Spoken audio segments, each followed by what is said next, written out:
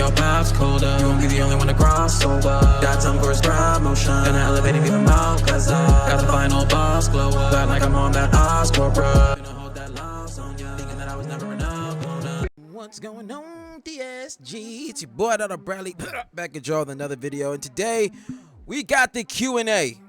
I posted on YouTube telling people to, you know what I'm saying, ask me whatever you guys wanted.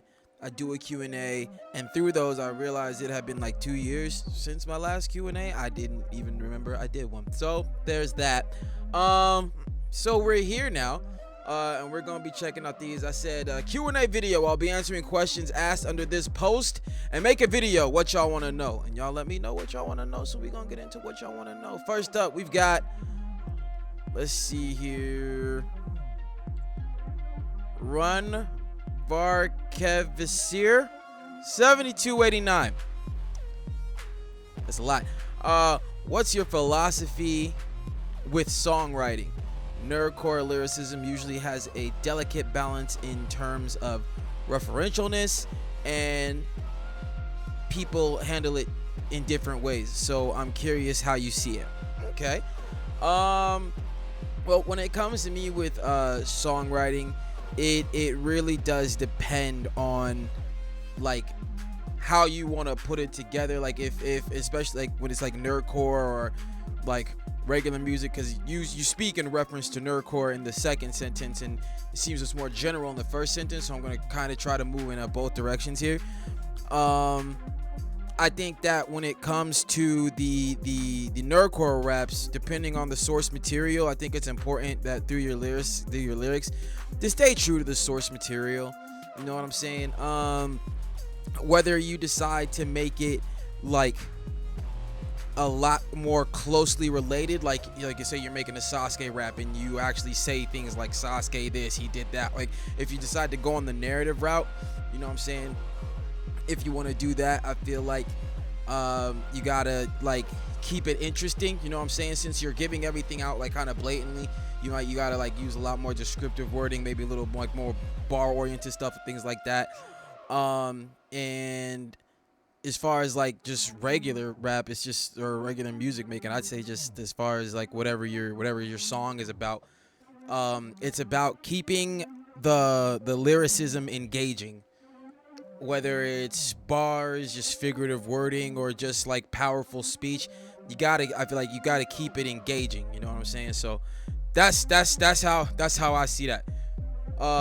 Next we got UK Solos. UK Solos is a G. Been around for quite some time. We respect Solos over here. We really, really do. What program do you, I assume that's used, to make your beats? Maybe do a video just playing around with something you're making and your idea for where you want the beat to end up. I've thought about that. I'm not even gonna lie. I thought about, like, I don't know, going on live or even just recording myself, putting something together. And every time I do, I cringe. I don't know why. I don't know why. Maybe one day. But as far as the system I use Ableton. I know there are a lot of different ones out there, so like whichever one works with you. But I personally use Ableton. I would like to become knowledgeable on something else, just in case, like just so like, say one day I happen to find myself in a different studio and I'm able to help out or whatever. Like knowing different systems is never a bad thing. But Ableton, essentially. Now we got Justin Bailey 7165. Will you be picking up Dragon Ball Z Abridged again at some point? You know what? I had thought about it, but y'all don't really show up for those videos. I ain't even gonna hold you. It was a cool series, and I've seen other channels do really well with them. Mine just wasn't one of them. You know what I'm saying? And at the end of the day, when it comes to my reaction channel, like, this is my day job. You know what I'm saying? This is my 9 to 5. So like, I can't really be uploading too much stuff that I know isn't going to move view wise. Like, I gotta find a balance in what I do between things I like and things that'll do views. Now the disconnect is I still won't react to something I don't like, even if it gets me views, because like I can't sit through it. I can't sit through it. and there are some things that I like that won't get me views, and then that's the part where I'm like, you know what I'm saying, because as much as I want to react to these things, I can't let that like sink my channel, you know what I'm saying? So I gotta find this area that works in that realm, you know what I'm saying? And I know I think everybody's seen it. People talking about, oh, you doing this for views, you doing that for views. We all do this shit for views. We're uploading videos. What the fuck? We uploading videos for nobody to look at them? You know what I'm saying? It's just one of those things. I might give it another shot. See how it does. You know what I'm saying? But like that whole, oh, it got like 100 views in 24 hours. I can't do that. All right, but that's where that's at. And then we got Infinity Tyler 29. I have a question. Do you? When you are writing a song, what makes you decide to make it a bar-heavy song versus not so much? How do you balance which songs get more bars than others? Is it a steady balance, or are some songs designed to be more bar-heavy while others are intentionally weaker? Always wondered how some artists make that decision. That's a very good question. I see it as dependent upon. Sorry if y'all hear the fan in the background. It's hot. It just kind of depends on where you want to move with it. I personally, like, you know, if we're going to toot horns real quick, when it comes to my pen, when I actually want to get lyrical and I actually want to bar out, like, I could run it with the best of them. It is what it is. Like, boy, I'm nasty with it. It is what it is. I'm sorry. But at the same time, that's not something that I like to lead with, because I like so many different facets of music, and I like to make different kinds of music. You know what I'm saying? I might sing something over here, rap something over there, do some alternative rock something over here. You know what I'm saying?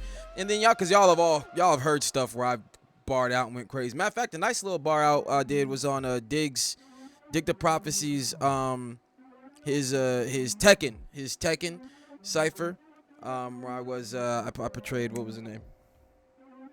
The new character, Purple Lightning, a new addition to the main protagonist family. That hurt. But it just depends. Honestly, if I know that I've gone bar heavy for like this song and that song, like, I'll switch it up. It really just depends on what I have done previously to how I'm gonna switch it up this time, or if something like happens and I feel the need to speak on it in a specific way. You know what I'm saying?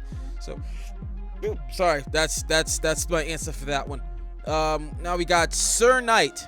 How'd you get started on YouTube, and what advice would you give to someone looking to start their own channel? I got started on YouTube 3+ years ago now. And it wasn't even my reactions. Like, I had started, like, I had a little intro video, then I started uploading some music stuff, and I didn't, and then COVID hit, and I had lost my job and things like that, and I needed, and the government aid was that was coming in, so I was like, okay, I still need to figure out something to, you know, I need to be making money versus just the government aid. Whereas the government aid helped, I wasn't going to, you know what I'm saying, it's not a definitive outlet, you know what I'm saying, it was going to end. So I needed to do something to make money, and there was no getting a job at that point. And I would watch No Life Shack, Screwface John, and Crypt. I watched their channels a lot because I was trying to get more into rap, you know what I'm saying, in the YouTube space. And but at the same time, I was looking for something I could do on a more regular basis, and had no idea I was actually looking at what the route, you know what I'm saying. And it was then I made the decision to do reactions. Cool. And the first thing that I was going to react to, what was going on at the time, it was Logan Paul's Antonio Brown diss. And I went to do the reaction, and the laptop I had at the time was shit, and it didn't work. It was all choppy, it was messed up, so I literally had to get a whole new computer if I wanted to embark on this new reaction adventure. So did that, and that's how I progressed into YouTube. And my advice, as far as someone looking to start their own channel, do it. Do it. Like, that's that. I know that may seem simplistic, but you will spend so much time trying to figure out what you want to do and bouncing around here and bouncing around there that you never even get, you never do anything. You know what I'm saying? So I feel like you've got to do it. You know what I'm saying? And it may mess up the first time. Your channel might move in a different direction, because my channel moved in a different direction, because when I started I was just reacting to like regular hip-hop and things like that, and then I moved over into nerdcore. So you know what I'm saying, things can change, things can switch up, but you gotta get started. That's my main piece for you on that one. And now we have got let me see here, Saren Animate YouTube. Okay. What are some tips for vocals and mixing? What's the best app to make music on? I use BandLab. I use Ableton as my DAW. I don't know app. I might have just aged myself there, but hey, so that's what that is. And as far as tips for vocal mixing, I'm not gonna sit here and act like the authority on stuff, because I myself still learning things. But I would say just aim for clarity, like, you know, real clarity, and also, you know what I'm saying, it's also dependent upon your voice. You know what I'm saying? Like, as far as like, you got a deeper voice, a more high pitched voice, or the tone of your voice, you know what I'm saying, and how your voice hits the mic. And I would say have good soundproofing, which is something that I don't. But you want to have good soundproofing, so that in the midst of your mixing and mastering, you can dead as much miscellaneous noise as possible. When you're in there. Now, there's an age-old question about hardware versus software. I feel that it's a preference thing. You know what I'm saying? As far as how you want to mix and master your stuff. I would say that software is definitely more space, like physical space efficient. You know what I mean? And as far as like like I said, it depends on the result you want, and you will have people that use software who will swear by software, and you'll have people that use hardware that'll swear by hardware. So it's really just how you want to do it. You know what I'm saying? So I hope that answers your question. And now we got Will of J. Will of J is somebody we've seen around too. He's yeah. What made you want to start a reaction channel? Also, what was the first song that got you into nerdcore? This it's been about 2 years since the last Q&A, and I'm really happy to see how much your channel has grown since then. Much love. Appreciate you, bro. Appreciate you. Matter of fact, hold on. I've been reading these, and I meant to like heart each one as I read it. So all right.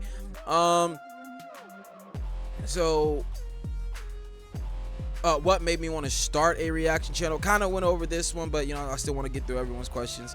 Like I said, screw Crip, No Life Shack.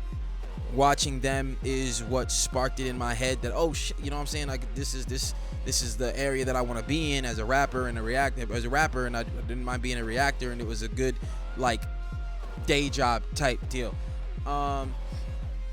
What was the first song that got me into nerdcore? Game Boy Jones, Master Roshi Rap. That was my introduction into nerdcore, and then I seen other stuff, and then the way I found the other people is literally I went on a tirade in my in like the YouTube browser, and just started typing in random shit, rap.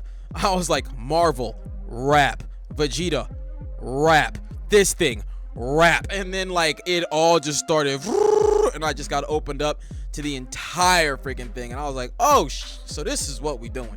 So yeah, that's that. So hopefully that answers that. And now we got Half-Life 2 Fun. Okay. How do you feel about the taco officially being a sandwich in the eyes of the law? Indiana judge issues ruling. Hold on. This is a thing? County commission that ultimately ruled tacos and burritos are Mexican style sandwiches. What was this? Why was this even a topic of litigation? Yo, bruh. Oh my God. Yo. All right. So I just read the news article on that shit. That's crazy. The fact that this was even litigation is insane. I ain't even gonna hold you, bruh.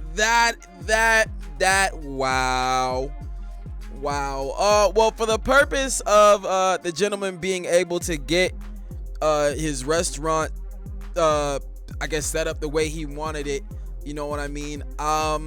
It's dope that the taco is officially being seen as a sandwich through the eyes of the law, because it's stupid that there even had to be litigation against it. So that dope, man, dope. Oh, that was a good one. All right, next we've got NM Balo. With that one. Do you know the Muffin Man? Yes, I do.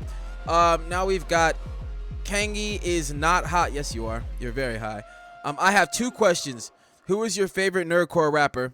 What's your favorite bar from a nerdcore song? By the way, what's the name of the song the bar comes from? My favorite nerdcore rapper, really, like, well, Fable's not even really a nerdcore rapper. He's a nerd. He you know what I'm saying? He's a nerdcore artist, and he can rap. He's more on the alternative side of things. But if we were isolating it to rapper, like, this is excluding Fable, Fast Steps. I feel like I like his style. I like the way, like, even when man's raps, he's still like the vocal inflections, the way he like does his voice to whatever part of the beat to make it a whole musical experience. So that's where that is. And well, you know what? Switch that. I'd probably say between Fast Snaps and Fable, those are my favorite nerdcore artists, like, period.